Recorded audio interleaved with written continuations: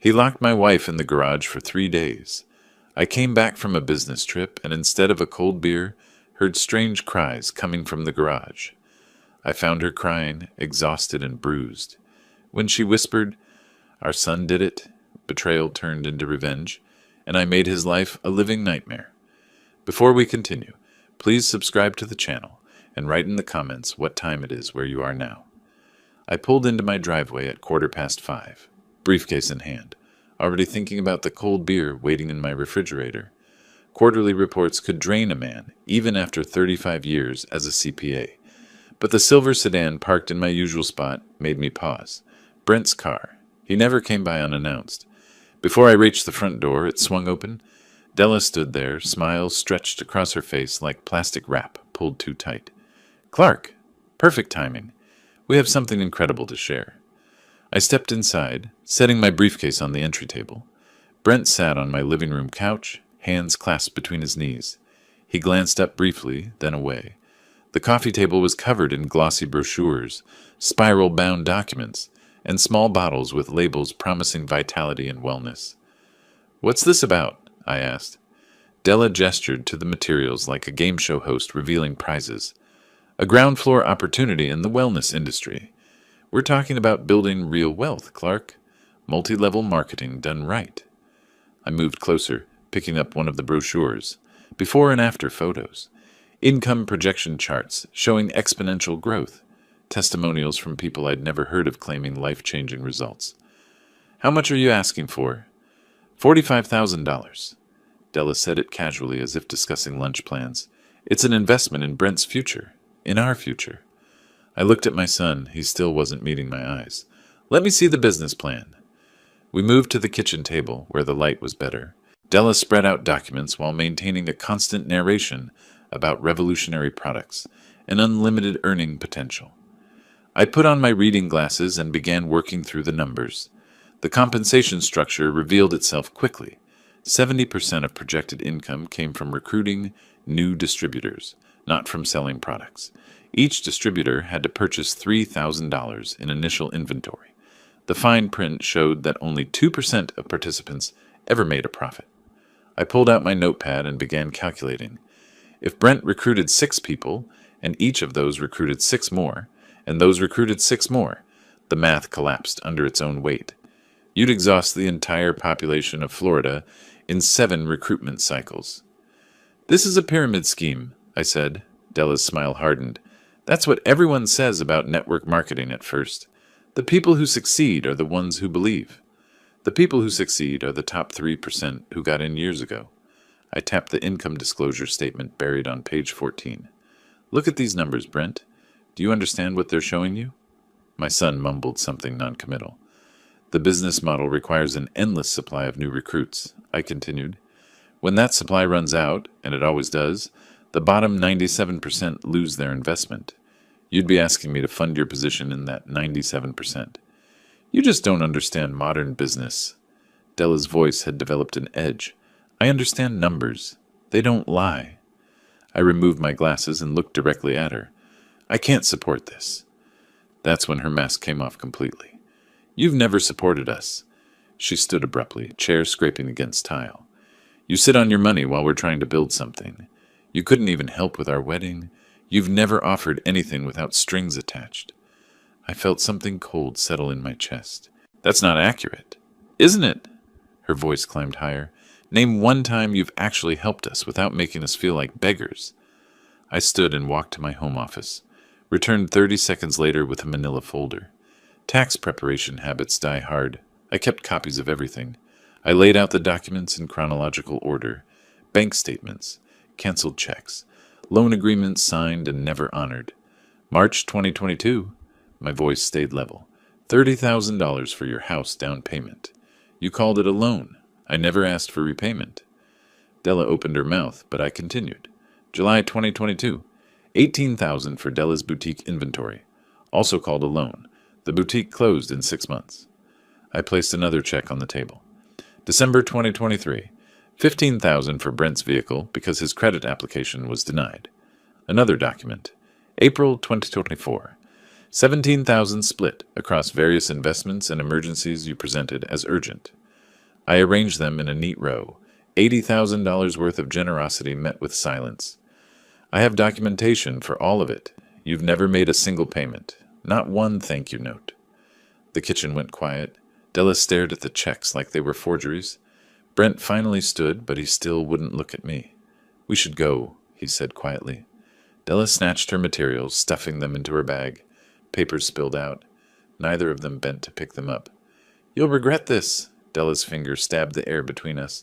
We won't forget how you treated us. I won't forget either. Brent moved toward the door. I tried to catch his eye one more time. If you want to discuss this further, we can, but not tonight. And not about this scheme. Come on. Della pulled Brent's arm. We don't need him. I stood in the doorway as they walked to their car. Apparently, you do. Their sedan reversed too quickly, tires chirping as they accelerated down my quiet street. I remained there until their taillights disappeared, then walked back inside. The kitchen table still held the evidence of 5 years I'd been trying to help my son. The MLM brochure lay on top of everything else, promising financial freedom in bold letters. I sat down slowly, spreading my hands flat against the cool surface. My breathing was controlled, deliberate. Something had shifted in the past hour, not broken. That suggested weakness.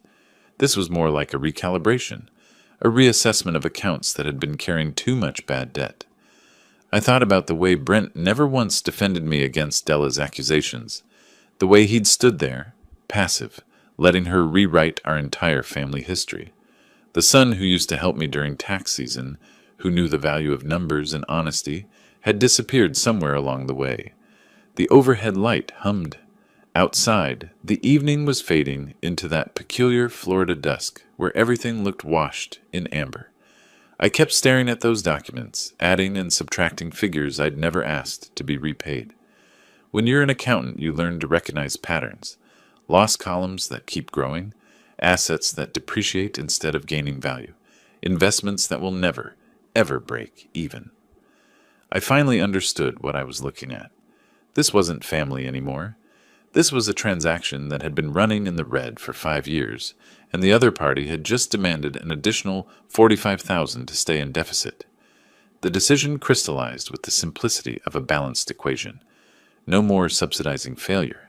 No more pretending that silence equaled gratitude. No more checking accounts for people who saw me as a bank and nothing more. I gathered the documents and returned them to their folder. My hands were steady. My mind was clear. The house felt different now, quieter maybe, or maybe I was just finally hearing what had been silent all along, the absence of a relationship I'd been funding but never truly having. I left the MLM brochure on the table. Tomorrow I'd throw it away with the rest of the garbage. Martha came home around 8, grocery bags hanging from both arms. She stopped in the kitchen doorway, reading my face before saying anything. What happened? I told her. Every detail, keeping my voice neutral, like I was presenting a client's portfolio. She listened while putting away groceries, her movements gradually slowing until she stood completely still, hand resting on the refrigerator door. How much did they want this time?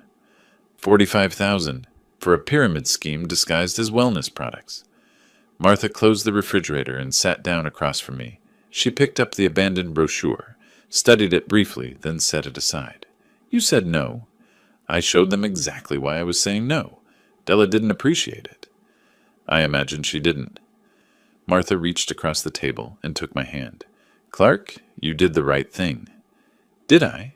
Maybe there was a gentler way to. Stop. Her grip tightened.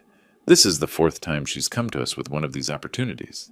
The boutique, the online store, that consultant position. Each time we invested. Each time it failed. Each time, no accountability.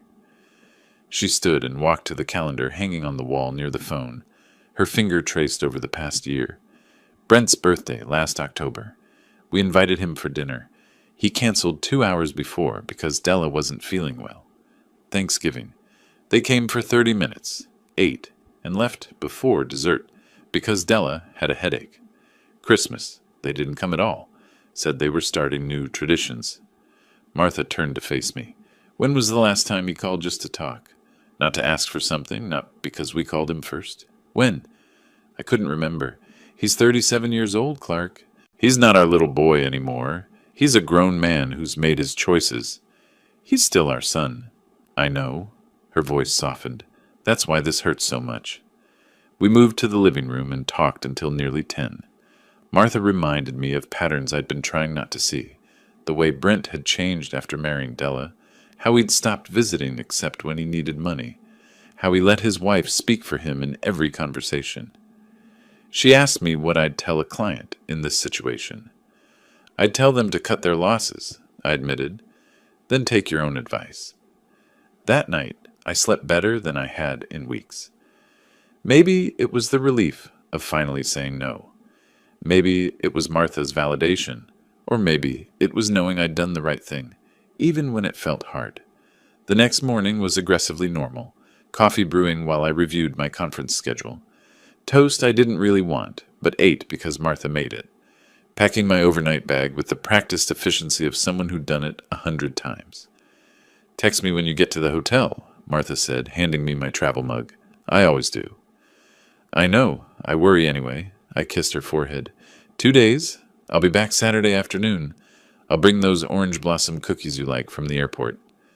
She walked me to the door, waving as I backed out of the driveway. Everything felt settled, resolved. The fight with Brent was disappointing, but we'd move forward. Maybe he'd come around eventually, maybe not. Either way, we'd done what we could. The Orlando conference passed in a blur of tax code updates and networking sessions. I barely tasted the lunch buffets. My mind kept returning to that kitchen table scene, replaying Brent's silence, trying to understand when my son had stopped being someone I recognized. I didn't know that while I was sitting in a conference room discussing depreciation schedules, Martha was going to our garage for canned tomatoes. I didn't know Brent had been waiting, watching, planning. Later, much later, Martha would tell me what happened, her voice shaking as she tried to describe it. How she'd reached for the shelf and heard footsteps behind her. How she'd turned to see Brent coming through the main garage door, the one she'd left unlocked while getting items from storage. "Brent, what are you doing here?" He grabbed her shoulder, pushed hard. She stumbled backward, catching herself on the workbench, scraping her arm against rough wood. Before she could process what was happening, he moved to the electronic keypad by the interior door. His hands shook, but his fingers remembered the code. The same code from when he was 17, helping me with weekend projects. He punched it in twice, once to lock the interior door, once to seal the main garage entrance. "Brent, stop! What are you—" He took her phone from her pocket when she reached for it. His voice came out flat, rehearsed, like he'd practiced this speech. "You'll sit here until Dad calls and agrees to the loan. Della needs that money. This ends when he writes the check." Martha lunged for the door, pulling uselessly at the handle. "Your father is in Orlando. He won't be back for 2 days. You can't leave me." "Then you have 2 days to think about how stubborn you both are." She tried everything, reasoning, "You're hurting your own mother." Begging, "Please, Brent. There's no water in here, no bathroom." Threatening, "This is criminal. You'll go to prison."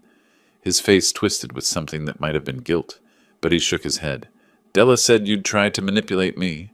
This is the only way you'll understand we're serious." He backed toward the main door. Martha called after him, voice breaking.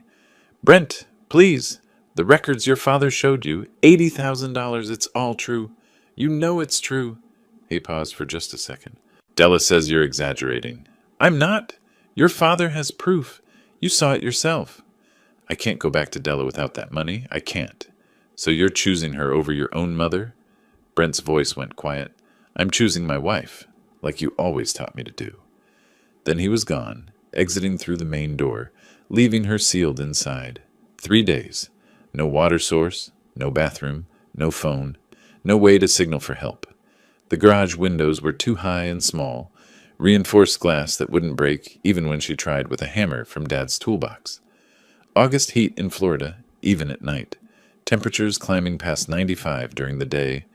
Martha told me she tried to ration her energy, stayed near the door, called for help until her voice gave out, but our neighbors' houses were too far apart to hear.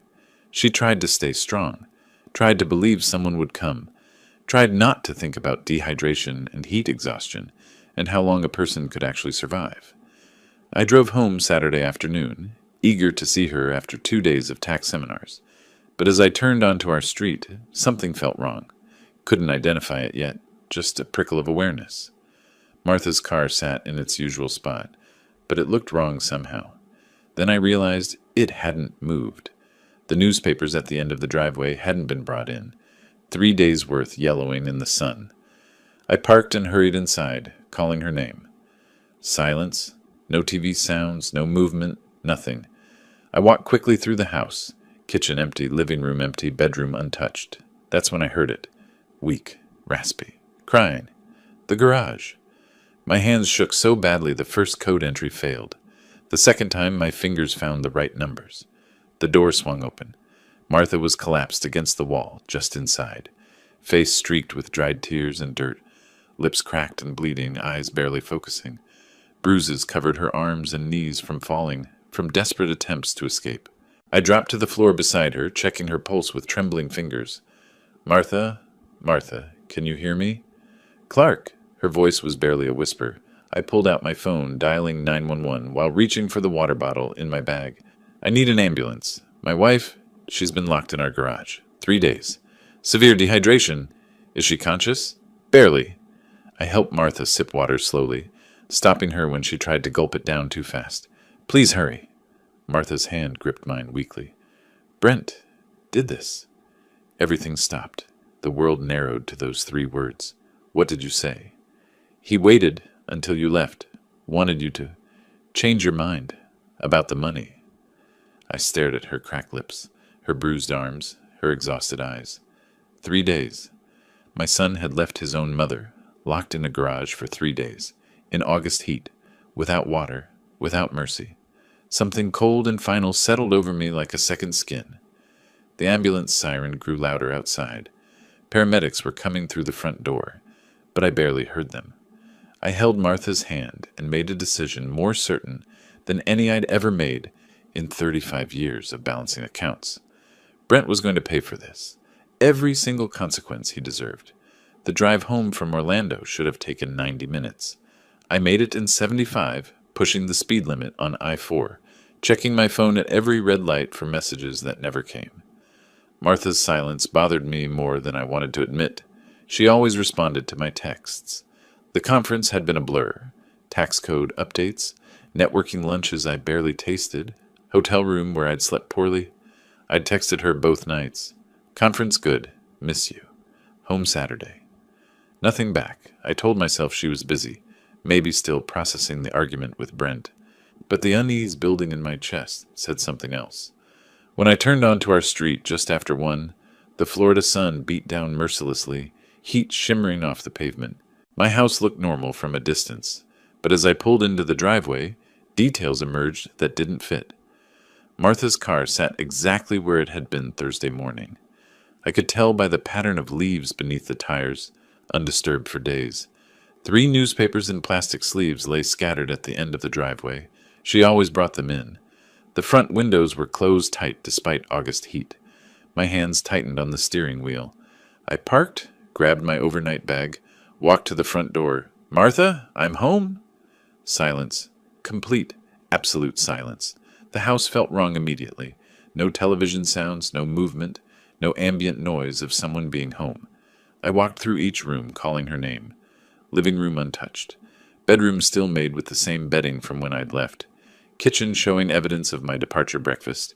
Dishes in the sink. Her coffee mug on the counter with brown residue dried at the bottom. Her phone charger plugged in near the toaster. No phone. I stood in the kitchen trying to think logically. Visiting a friend? She would have texted. Emergency with a neighbor? She would have called. My pulse accelerated as rational explanations collapsed under the weight of those newspapers, that closed house, that silence. Then I heard it, a weak, rasping sound from the direction of the garage. Not quite crying, not quite calling out. Just sound. I ran to the interior garage door, my hands shaking as I punched the code. First attempt failed, hit 5 instead of 6. Second try succeeded. The door swung inward. Heat hit me like a physical wall. Had to be 105 degrees inside. Martha was collapsed against the wall, just past the doorway, face streaked with dried tears and dirt, lips cracked and bleeding, eyes barely focused. Bruises covered her arms and knees. She wore the same clothes from Thursday morning, now filthy, damp with sweat. The garage reeked of urine and desperation. My knees almost buckled, but training took over. I dropped beside her, checking for pulse at her neck. Weak, but there, looking for injuries. Bruises, yes. No bleeding. Her eyes tried to focus on me. Martha, my voice came out steady somehow. I'm here. I pulled out my phone, dialed 911. I need an ambulance at 4247 Oleander Drive. My wife has been imprisoned in our garage. Approximately 72 hours without water. She's conscious but severely dehydrated. The dispatcher asked questions. I answered while moving to my car for a water bottle. Returned, knelt beside Martha, helped her take tiny sips. Her hands shook too much to hold it herself. She coughed, water spilling down her chin, but kept drinking. Slowly, I told her. Small sips. She tried to speak. Her voice was ruined, barely a whisper. Brent did this. Everything stopped. What? She coughed, drank more. He came. After you left. Locked me in. Wanted money. The words were fragments, but the story emerged between sips of water and broken breaths. Brent appearing Thursday evening. The shove.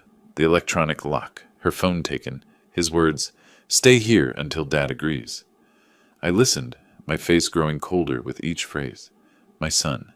My son did this to her. The ambulance arrived within 8 minutes.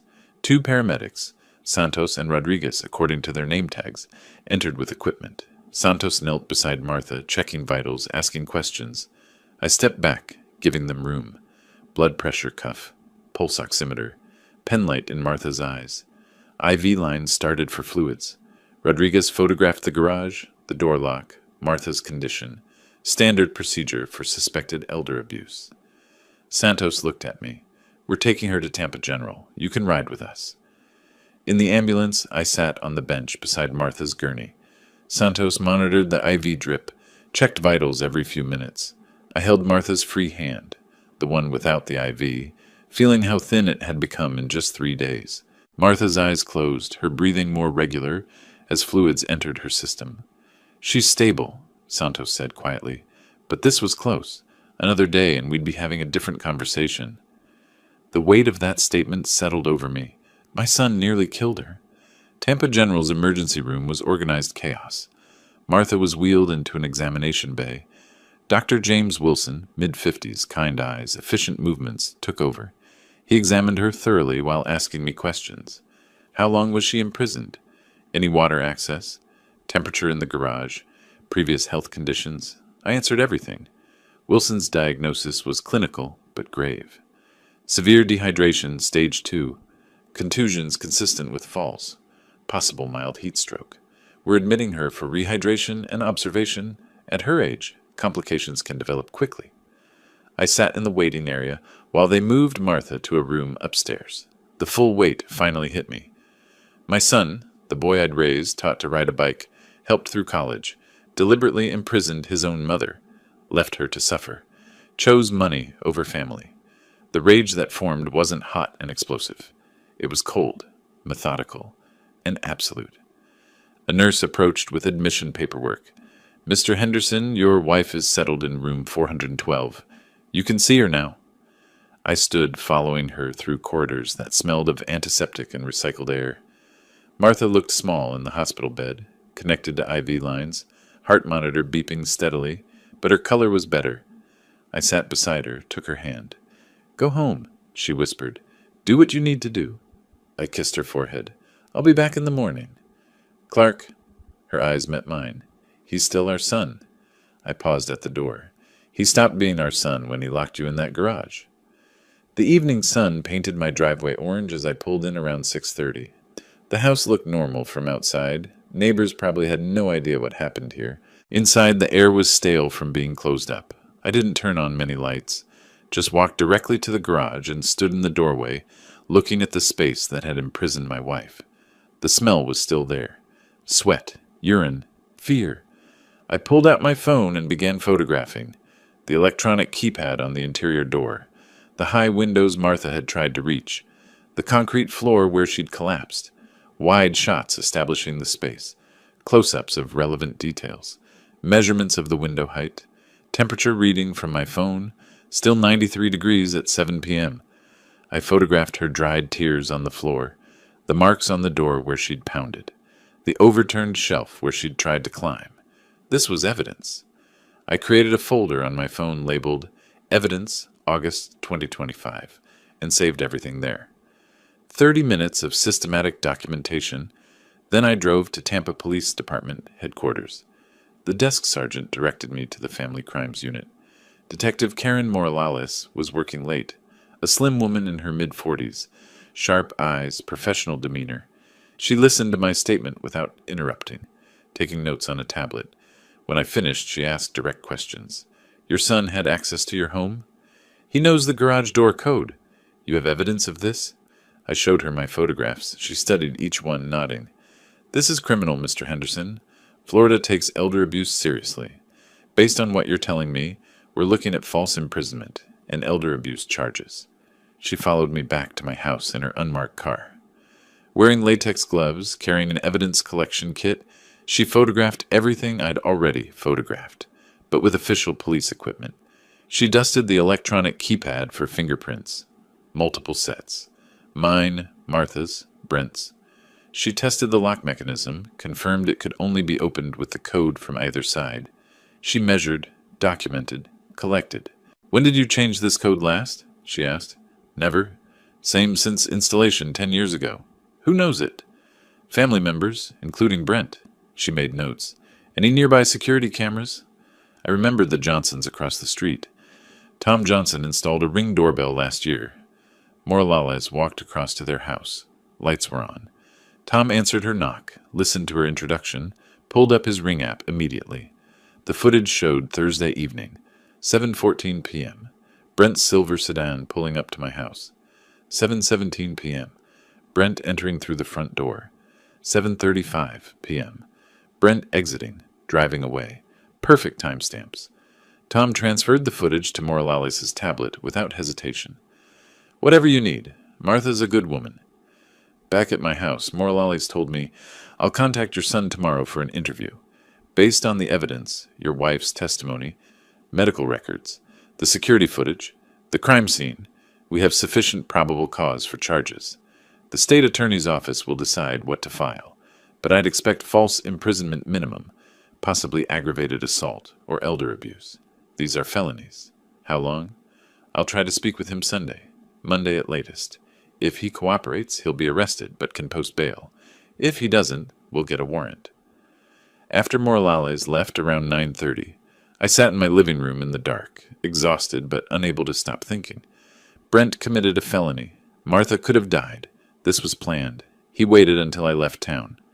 Where was Della? Did she know? Was this her idea?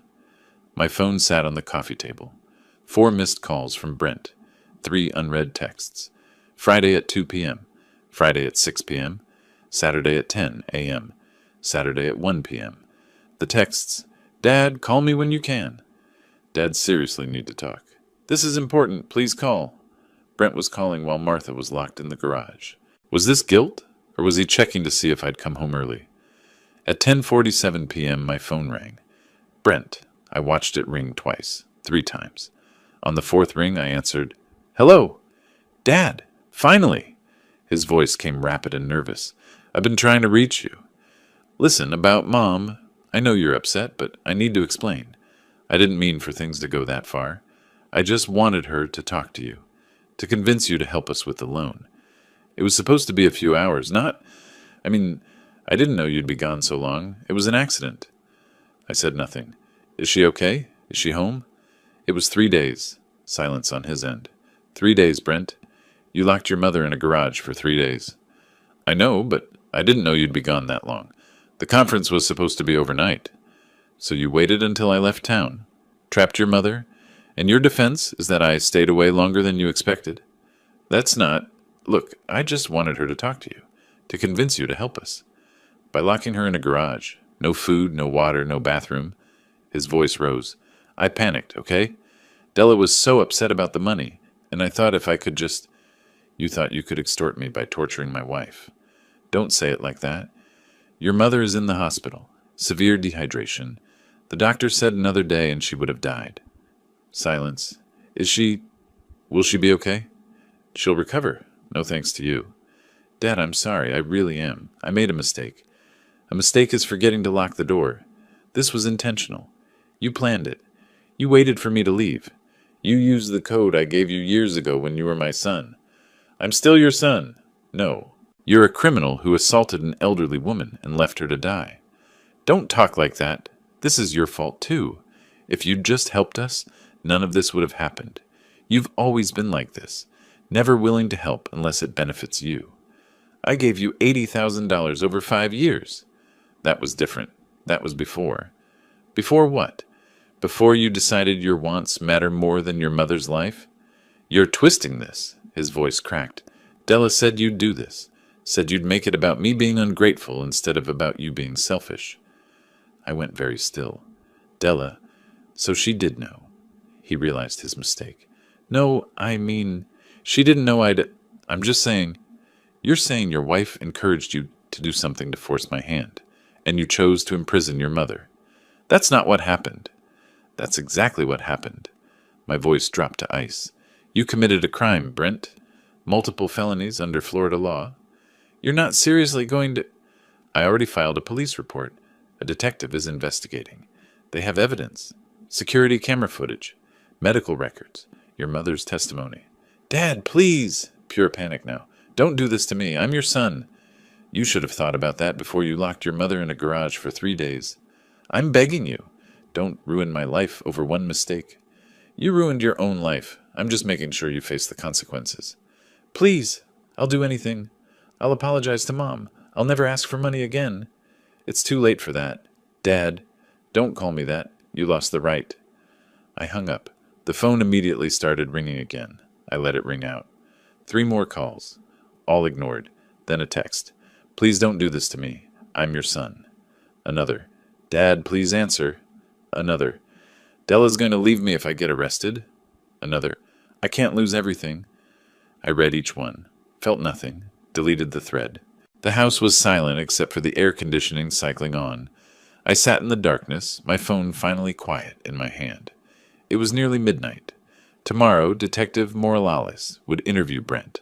The legal machinery was in motion, but legal consequences weren't enough. I needed to dismantle everything Brent and Della had built, everything they'd counted on. I reached for my briefcase, pulled out a legal pad, clicked my pen. At the top of the page, I wrote a single word: consequences. Beneath it, I began making a list. Sunday morning arrived with harsh Florida sunlight through my kitchen window. I'd been awake since 5, coffee going cold in front of me, yellow legal pad covered in precise handwriting. The list from Saturday night had grown. Criminal prosecution, Detective Morales handling that. Civil lawsuit needed attorney. Estate revision needed attorney.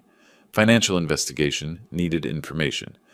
Other consequences still forming in my mind, like an equation waiting to balance. I started making calls around 9. Most attorneys didn't answer Sundays, but I left identical voicemails. Need representation for civil case and estate planning related to elder abuse. By 3 that afternoon, my phone rang. Mr. Henderson, Richard Stone, got your message. I can meet tomorrow morning, 9 a.m. Monday morning, I sat in Stone's corner office on the 14th floor of a downtown Tampa building. Floor-to-ceiling windows overlooked the bay. Stone was late 50s, silver hair, wire-rimmed glasses, the kind of sharp eyes that missed nothing. He listened to my account without interrupting, taking notes in neat handwriting. When I finished, he leaned back in his leather chair. Mr. Henderson, before we discuss strategy, I need to understand your objectives. What outcome do you want?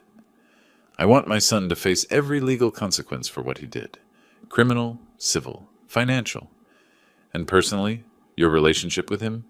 There is no relationship. Not anymore. Stone made a note. That clarity helps. Some clients want reconciliation even while pursuing action. You don't? He locked my wife in a garage for 3 days. There's nothing to reconcile. Then let's discuss how to maximize legal consequences. He stood, walked to a whiteboard, drew 3 columns. Criminal, civil, estate. First, criminal prosecution is already in motion. Your role is to support the detective, provide evidence, potentially testify. Second, Civil lawsuit. We can claim intentional infliction of emotional distress, false imprisonment, elder abuse damages. I'd recommend $150,000 based on medical costs and trauma. Third, estate planning. Revise your will immediately to protect assets. I studied the board like a financial statement. This was war, and Stone had just given me the battle plan. Start with the will. I can do that, but I recommend leaving him a nominal amount, $1. Prevents him claiming the omission was oversight. $1. Perfect. Stone's paralegal Jennifer printed the new will within an hour. 7 pages of legal language, but the key provisions were clear. Martha receives everything. If she predeceases me, everything goes to Tampa General Hospital Foundation and the Elder Abuse Prevention Fund. Brent Henderson receives $1. The language was explicit. I intentionally make minimal provision for my son, Brent Henderson, as he has demonstrated through his actions that he cannot be trusted with family resources. I signed on page 7. Jennifer and another paralegal witnessed. Stone notarized with his official seal. The old will, the one leaving Brent 30% of everything I'd built over 40 years, went into a shredder. The mechanical grinding sounded like justice. Late Monday afternoon, still in Stone's office reviewing the civil complaint draft, his phone buzzed. Text from a private investigator. Preliminary report, ready. Stone rotated his monitor so I could see. Bullet points filled the screen. Brent and Della's rental address. Lease expires September 15th. Employment records. Credit report summary. Total debt, $35,000. Assets, virtually none. The investigator had tracked Della's business ventures too. $18,000 to health supplements, $25,000 to essential oils, $17,000 to wellness products. All losses. $60,000 chasing pyramid schemes over 3 years. I read it twice. Expression hardening. The $45,000 they wanted wasn't for opportunity. It was a lifeboat, Stone said. They're sinking. And now they're facing criminal charges, a civil lawsuit, and their lease ends in a month. Stone allowed himself a small smile. Finding new housing with a felony charge will be nearly impossible. They did this to themselves. They did, but you're making sure they can't escape the consequences. I picked Martha up from Tampa General that afternoon. She'd been cleared by Dr. Wilson after 48 hours of IV fluids and monitoring. She looked better, color returned, eyes brighter, but still moved carefully. At home, I'd prepared everything. Water bottles, medications, TV remote. She sat on our bed, looked around like seeing it for the first time. I didn't think I'd see this room again. I sat beside her, took her hand. You're home now. You're safe. That evening around 8, my phone rang. Brent again. I considered ignoring it, then answered. Let him dig himself deeper. His voice was different from Saturday, less angry, more frightened. Dad, please. I heard you hired an attorney. Please tell me that's not true. It's true. Why? The police are already involved. Isn't that enough? No. What more do you want from me? I want you to lose everything you valued more than your mother's life. I didn't value money more than Mom. It wasn't about money. Then what was it about? He struggled. It was about... Della needed... We had bills. So it was about money. That's not fair. Della didn't know what I was going to do, I swear. You told me Saturday that Della predicted my response, that she knew exactly how I'd react. Silence. She knew what you were planning and supported it. No, I meant she knew you'd overreact.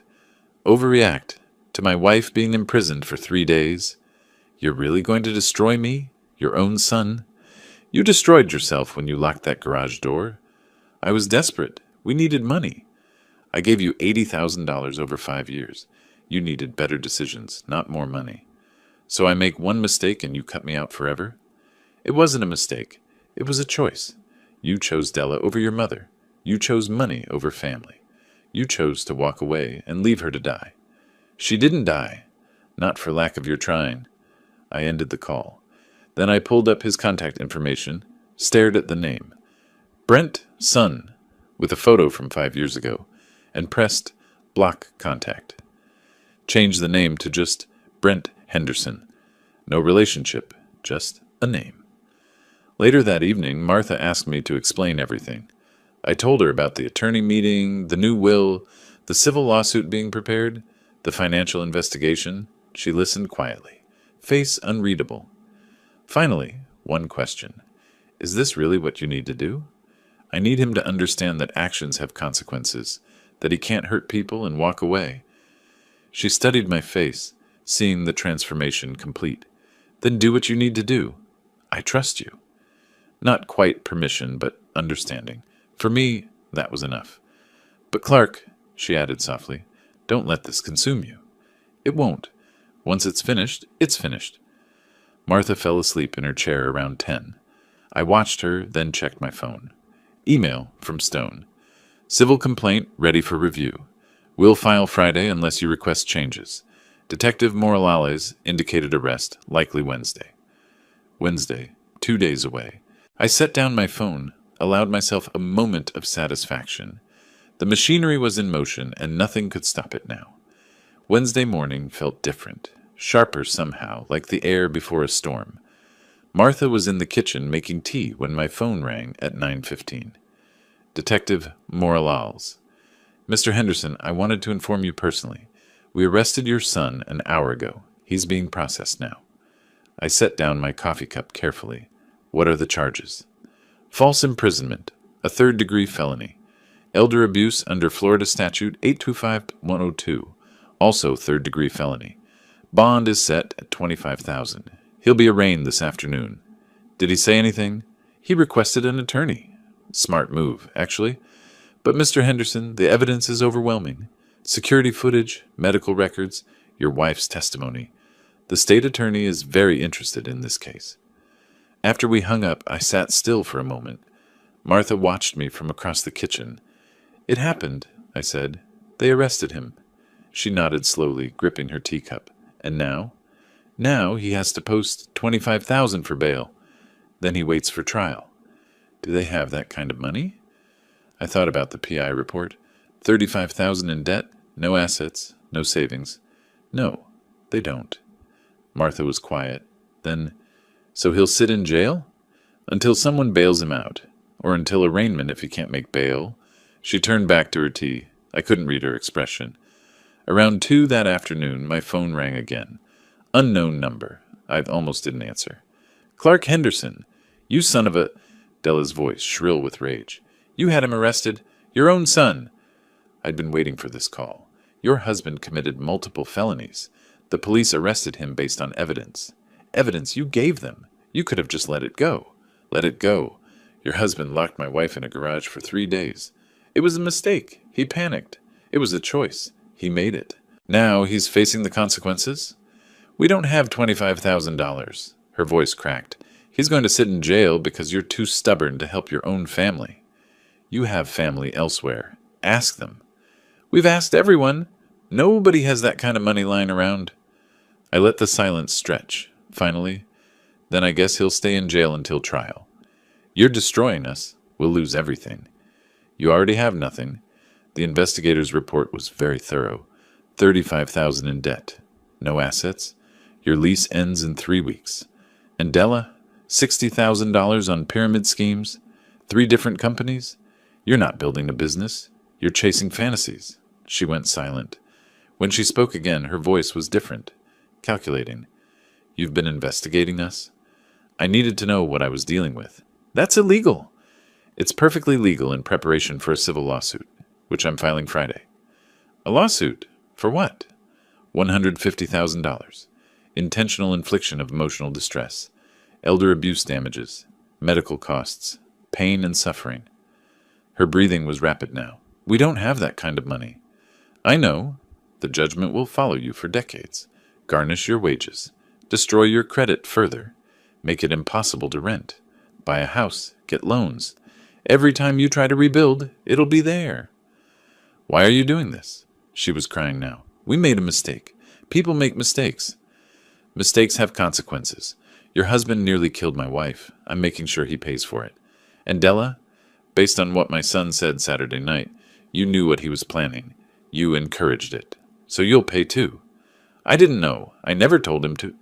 He said you predicted how I'd react. That means you knew what he was going to do. That's not what I meant. It's exactly what you meant. You wanted that 45,000 so badly, you let your husband imprison an elderly woman. I want to talk to Martha. She'll understand. You're not talking to my wife, ever again. Please, just drop the charges. We'll leave you alone. We'll never contact you again. You should have thought about that before you decided money was worth more than family. Clark, please.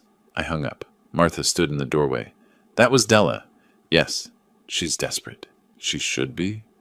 Martha moved to the couch, sat down carefully. What happens now? Now they try to raise bail money. They'll fail.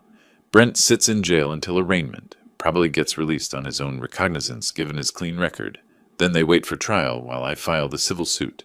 Their lease ends. They can't find new housing with a felony charge pending. They spiral. And you'll watch. Yes.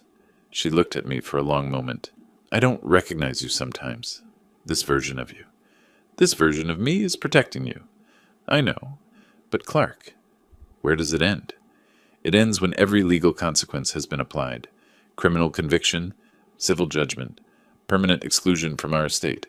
When he's lost everything he chose over you. And then we move on. He's not our son anymore. He's just someone who once was. Martha closed her eyes. I keep thinking about when he was little, when he'd fall and come running to me, when he needed us. He still needed us 2 weeks ago. He just needed our money, more than our presence. That's harsh. That's accurate. My phone buzzed. Text from Richard Stone. Civil complaint filed with clerk's office. Your son will be served within 48 hours. Criminal arraignment scheduled Friday, 10 p.m. if you want to attend. I showed Martha the message. She read it, handed back my phone. Are you going to the arraignment? Yes. I want to see his face when he hears the charges read. Will that make you feel better?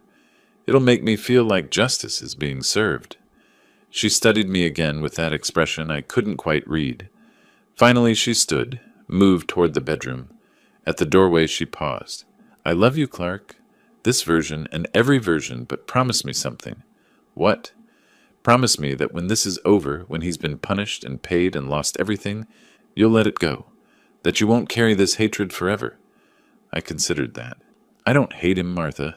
I just don't love him anymore. There's a difference. Is there? Hate requires caring. I don't care what happens to him after this. He'll be a stranger who once shared my name. She nodded slowly. That might be worse than hate. Maybe it was, but it was honest. That evening my phone rang again. Different unknown number. I answered out of curiosity. Mr. Henderson? A woman's voice, older, nervous. This is Patricia Morrison. I'm Della's mother. Mrs. Morrison, please, I'm begging you. Don't do this to my daughter. She's made mistakes, but she's trying. They're trying to build a life. By imprisoning my wife? Brent did that, not Della. Della encouraged it, supported it, benefited from the plan. She didn't know what he was going to do. Then she married a man she doesn't know. Either way, not my problem. Please, they need help, not punishment. They need consequences. That's what they're getting. I'll pay you back. Whatever they owe you, I'll pay it back over time. I don't want the money. I want them to understand what they did. They understand. They're sorry. No, they're sorry they got caught. There's a difference. She was crying now. You're destroying 2 people's lives. They nearly destroyed one. I'd say that's fair. How can you be so cold? Practice, Mrs. Morrison. Years of watching my son choose his wife over his family. Years of giving and giving while they took and took. Cold is what I learned from them. I ended the call. Blocked that number too. Martha appeared in the doorway again. Della's mother? Yes. She tried to make you feel guilty. She failed. Martha sat beside me on the couch. We stayed there in silence as evening deepened into night, the house quiet except for the air conditioning and our breathing.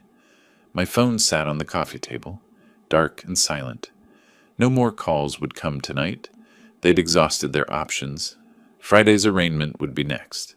Then the civil suit service. Then trial dates, court appearances, the slow, grinding machinery of justice. I'd built my career on balancing accounts, making sure every number had its place, every ledger reconciled. This was just another account, and it was finally, perfectly, balanced. Thursday morning, my phone buzzed repeatedly. Text from Tom Johnson. Clark, someone posted something about you on Facebook. Text from Carol Sanders. Is this true? Call me. Text from Mike Reynolds. What's going on? I opened Facebook, which I checked maybe once a month. At the top of my feed, Della's post, written at 11:23 Wednesday night. Long, emotional, accusatory. She painted Brent as a victim being persecuted by a wealthy, controlling father. She claimed he'd accidentally left Martha in the garage for a few hours, and I was exaggerating to punish their independence. 47 shares, 124 reactions. Comments from Brent's friends. Stay strong. Your dad sounds toxic. Martha read it over my shoulder. Her grip on my desk chair tightened, knuckles white. That's not what happened. She's lying. I know. You need to respond. Tell people the truth. I turned to face her. Anything I write becomes part of the public record. It can be twisted in court. Our evidence speaks in legal proceedings, not on social media. But people will believe her. People who know us won't. People who don't know us don't matter. I forwarded the post to Richard Stone. Subject line, defamation, he called back at 10:30. I've reviewed it. Multiple provably false statements. Want me to sue her? Send a cease and desist first. Make her remove it. Stone's letter went out Thursday afternoon, delivered by courier and email. 3 pages on his firm's letterhead citing Florida defamation law, demanding removal within 24 hours. Friday afternoon, my investigator reported that Brent had called Della's parents in Georgia Thursday night. 37-minute call. They'd refused to send money. 4th time Della had asked them for financial help in 3 years. They'd learned to say no. Saturday morning at 7:14, the Facebook post disappeared. Either Della had received Stone's letter and complied, or she'd realized several comments were questioning her version. Why would he lock her in a garage? 3 days without water sounds serious. The social media counterattack had failed. Saturday afternoon, Tom and Linda Johnson appeared at my door with a casserole. Linda hugged Martha, tears in her eyes. If we'd known you were in trouble? You couldn't have known, Martha said gently. Throughout the weekend, neighbors called or stopped by. The Rodriguezes brought flowers. The Changs dropped off groceries. Mrs. Patterson called to offer help. Everyone who knew the actual facts sided with us. Sunday morning, Martha set down her fork at breakfast. Clark, I need to tell you something. I waited. I don't want to see Brent. Not at the hearing tomorrow. Not if he comes here. Not ever. He's not my son anymore. Her voice was steady. She'd thought this through. I reached across the table, took her hand. You don't have to see him. I'll handle everything legal. What if he tries to contact me? There's a no-contact order as part of his bail conditions. If he violates it, he goes back to jail. She nodded, relieved. That evening, Stone called to prepare me for Monday's hearing. He explained probable cause standards, evidence presentation, likely outcomes. The evidence is overwhelming, he said. Judge will almost certainly bind him over for trial. Will I need to speak? No, you're there as family. Martha's statement is already on record. After we hung up, I laid out clothes for Monday. Dark slacks, white shirt, navy tie. Professional, but not flashy. Martha watched from the doorway.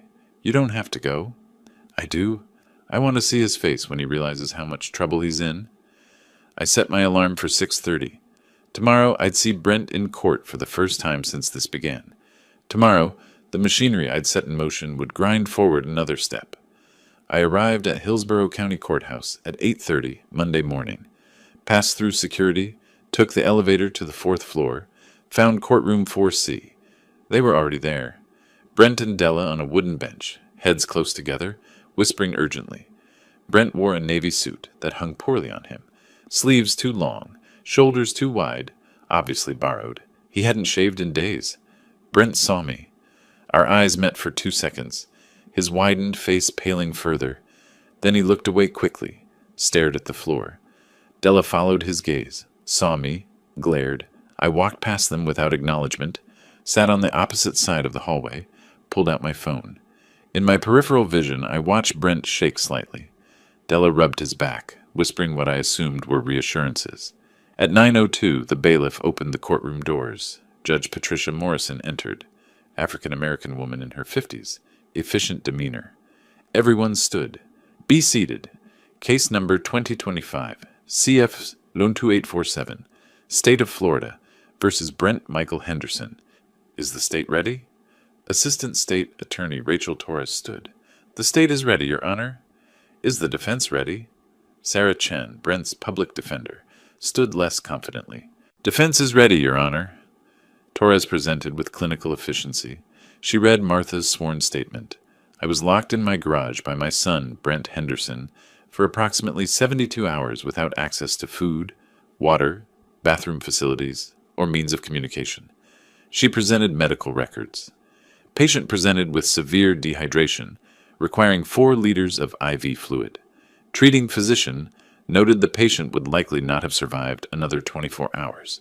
Crime scene photos appeared on a monitor, the garage, the electronic lock, the empty space where Martha had been trapped. Finally, the Ring doorbell footage. Timestamp, 7:14 p.m. Thursday. Brent's car pulls up. He enters at 7:17, exits at 7:35. The whole presentation took 15 minutes. It was devastating. Sarah Chen tried her defense. Your Honor, this was a family dispute that escalated beyond my client's intent. Judge Morrison interrupted. Counselor, your client locked a 61-year-old woman in a garage for 3 days without water. The medical records show she nearly died. Intent is not at issue for probable cause. Chen sat down, defeated. I watched Brent throughout. When Torres read Martha's statement, his jaw clenched. When the medical records were presented, he closed his eyes. When the garage photos appeared, his hands gripped the table, knuckles white, but he never looked back at me. Judge Morrison looked directly at Brent. Mr. Henderson, stand. He stood unsteadily.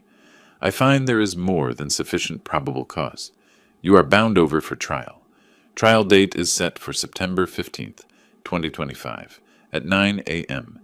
Bail conditions remain in effect, including the no-contact order. Do you understand? Yes, Your Honor. The gavel struck. 27 minutes total. I stood immediately, nodded to Torres, walked quickly out. Behind me, Della's voice rose. This is insane. She was fine. I didn't look back. In my car, starting the engine, my phone rang. Richard Stone. They were served. Civil complaint right outside the courthouse. 9:34 a.m. How did they react? Deputy said Della started crying. Brent just stood there, shell-shocked.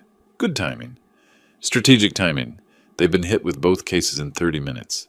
That evening around 6, unknown number, I answered, Clark, it's Della. Please don't hang up. We need to talk, like adults, like family. I said nothing. We want to apologize. We'll apologize to Martha, whatever you need. Just please stop the lawsuits. I can't drop criminal charges. The state prosecutes crimes. We're saying we're sorry. We made a mistake. I've never imprisoned anyone. Her voice cracked. You're going to destroy us. The trial is in 3 weeks. We're being sued. Our lease is ending. We have nothing. You have exactly what you've earned through your choices. How can you be so heartless? I'm holding your husband accountable for trying to kill my wife. He didn't try to kill her. A judge, prosecutor, and doctor all disagree with you. Goodbye, Della. I hung up, blocked the number. Later, Martha asked, How did the hearing go? Probable cause found. Trial set for September 15th. Did he look sorry? I considered my answer carefully. He looked scared. That's not the same thing. She nodded, understanding. That night, for the first time since her rescue, Martha slept soundly. I watched her peaceful face in the dim light, knowing I was doing the right thing. Justice wasn't always loud or dramatic. Sometimes it was quiet, methodical, and absolutely certain. Thursday morning, August 29th, my phone buzzed with an email from the investigator. Subject line, Urgent Housing Development. I opened it at my kitchen table. Brent and Della's landlord had delivered a lease non-renewal notice Wednesday evening. Lease expires September 15th. The landlord told Detective Morales he wouldn't rent to tenants with pending felony charges. They had 17 days to find new housing. I forwarded the email to Stone. Another pressure point activating. Over the next few days, updates arrived steadily. Friday, application denied at Riverside Apartments after background check. Saturday, West Shore Complex rejected same day. Sunday, Bayshore Rentals explicitly cited pending elder abuse charges as reason for denial. 6 properties, 6 rejections. Friday evening's report included something else. A neighbor had heard arguments. Thursday night, around 10, Della's voice through the walls. This is your fault. You couldn't convince your own father. You're weak. You've ruined everything. The alliance that imprisoned Martha was destroying itself. Saturday afternoon, September 1st, my phone rang. Unknown Tampa number. I answered out of curiosity. Dad, it's Brent. Please don't hang up. His voice was wrecked, hoarse from stress or crying or both. I know I don't deserve to ask anything. I know what I did was wrong. I understand that now. We're losing our apartment. No one will rent to us. I'm going to prison. My life is over. Please, I'm begging you. Help me. I let him finish. When the pleading finally stopped, I spoke slowly, clearly. Your mistake wasn't asking for money. Your mistake was locking your mother in a garage for 3 days. You nearly killed her. The doctor said she had maybe 24 hours left. You were 24 hours away from murder. I know, but I didn't mean... Intent doesn't matter. You did it. Now you face the consequences. You'll go to your trial. You'll accept whatever judgment you receive. You'll rebuild your life without any help from me. We're done. Don't call again. Dad, please. I'm not your dad anymore. Goodbye, Brent. I hung up, added the number to my block list. Not because I thought he'd call again, but for the finality of it. Tuesday, September 4th. The investigator's comprehensive report arrived. Housing status. None secured. Financial status. Bail loan payment missed. Collections starting. Employment status. Terminated from job August 30th. Credit score. Fallen to 510. Civil suit status. 3 legal aid organizations declined to help. Every domino had fallen. That evening, Martha asked how I felt as the trial approached. Satisfied, I said after considering. Not happy. Not vindictive. Just satisfied that justice is working. Do you think he's learned anything? He's learned actions have consequences. Whether he understands what he did wrong, I doubt it. He's sorry he got caught. That's different from being sorry he did it. Martha squeezed my hand. That's enough for me. Friday morning, September 6th. Stone called. His tone was surprised. Brent's attorney just sent me a settlement proposal. They're offering to settle the civil suit. With what money? $5,000 plus public apology, admission of wrongdoing, and waiver of any inheritance claims. I was quiet for a moment. Where would they get $5,000? That's everything they can scrape together. It's a desperation offer. Stone explained, we'd never collect the full $150,000 anyway. The $5,000 was symbolic, but the other terms were valuable. Formal admission, inheritance waiver, apology on record. They wouldn't offer this unless they were completely defeated. Stone said, this is surrender. I needed to think about it. That evening, Martha and I sat at the kitchen table. The settlement proposal printed between us. Formal apology. Admission of wrongdoing. Inheritance waiver. $5,000. What are you going to do? Martha asked. I traced the typed words with my finger. I'm going to accept it. Not because I forgive him, but because this is what victory looks like. He's admitting everything, giving up everything. He's broken. Martha covered my hand with hers. Then let's end this. Monday, we'd go to court. One final time. Monday morning, September 8th, Martha insisted on coming to the courthouse. I want to be there when it ends, she said. We dressed professionally, drove downtown together. The courthouse felt familiar now. This would be the last time. At 10 a.m., we entered Civil Courtroom 3B. Smaller than the criminal courtroom, more intimate. Judge Thomas Rodriguez presided. Richard Stone was already there. Sarah Chen arrived with Brent and Della. Brent wore that same ill-fitting suit. Della wore gray, her face carefully made up to hide stress. They didn't look at us. Henderson versus Henderson, Judge Rodriguez called. Civil settlement approval. Stone presented the agreement. Chen confirmed her clients understood and accepted. The judge read it himself, then looked at Brent and Della. This is an admission of liability. Do you understand? Yes, Your Honor, they both said quietly. The settlement requires a formal apology. Mr. Henderson, you may proceed. Brent stood, pulled a folded paper from his pocket. His hands trembled. His voice was flat, mechanical. I, Brent Henderson, apologize to Clark and Martha Henderson for my actions on August 15th, 2025. I imprisoned my mother, Martha Henderson, for approximately 72 hours, causing her severe physical and emotional harm. I take full responsibility for my actions. He sat down quickly. I watched him throughout, looking for genuine remorse. Found none. This wasn't an apology. It was legal compliance. Judge Rodriguez signed the settlement order. This case is closed. The gavel came down. 15 minutes total. Stone shook my hand afterward. That's it. We're done. In the hallway, ASA Rachel Torres approached. Mr. Henderson, your son's attorney negotiated a plea agreement. No contest plea to both charges. 2 years probation, 200 hours community service, mandatory counseling, permanent no-contact order, and if he violates, immediate incarceration, up to 10 years. I nodded. Justice is served. Judge Morrison can take the plea now, 11 a.m. We stayed. At 11:03, we were back in Judge Morrison's courtroom. She recognized us, nodded acknowledgement. The plea hearing was procedural, but important. Mr. Henderson, you're pleading no contest. Do you understand you're accepting conviction? Yes, Your Honor.